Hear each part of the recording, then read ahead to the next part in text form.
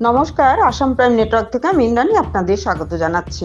হাফলং শিলচর ২৭ নম্বর রাষ্ট্রীয় রাজপথ সম্পূর্ণরূপে বন্ধ হয়ে পড়েছে।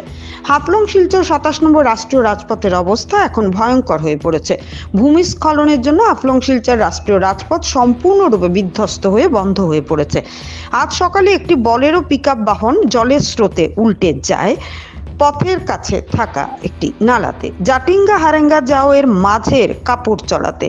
হাফলং শিলচর ২৭ নম্বর রাষ্ট্রীয় রাজপথের জল কাপড়চড়ার দলাইচুঙ্গা এলাকা নতুন রূপ নিয়েছে। রাষ্ট্রীয় রাজপথের উপর দিয়ে জল দ্রুত গতিতে বয়ে চলেছে, যার ফলে একটি পিকআপ বাহন এই কাপড়চড়া অংশ পার হওয়ার সময় জলের স্রোতে পড়ে যায়।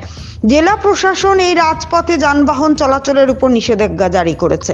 যদিও বিপদের ঝুঁকি নিয়ে পার হচ্ছে যানবাহন, যার ফলে যে কোনো মুহূর্তে বড় সড় দুর্ঘটনার সৃষ্টি হতে পারে। এদিকে হাফলং শিলচর ২৭ নম্বর রাষ্ট্রীয় রাজপথের বান্দরখাল অংশটিতে ভূমিস্খলন হয়ে পথটি সম্পূর্ণরূপে বন্ধ হয়ে পড়ে। এর ফলে বরাক উপত্যকার সঙ্গে ডিমা হাসাও জেলার যোগাযোগ বিচ্ছিন্ন হয়ে পড়ে। কবে পর্যন্ত এই রাষ্ট্রীয় পথ সুচল হয়ে উঠবে সে নিয়ে দেখা দিয়েছে অনিশ্চয়তা। মঙ্কু দাসের রিপোর্ট, হাফলং থেকে আসাম প্রাইম নেটওয়ার্ক।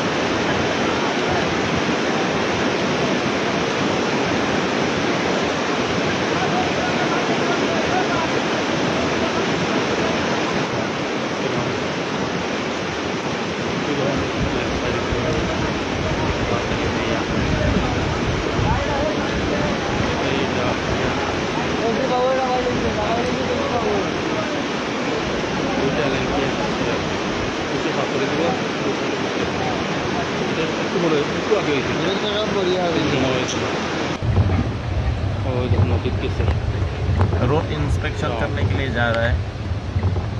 देखो कैसा हो देखा है ना, कोई सी नहीं था जगह इधर और जुदी से कुल बात हमारे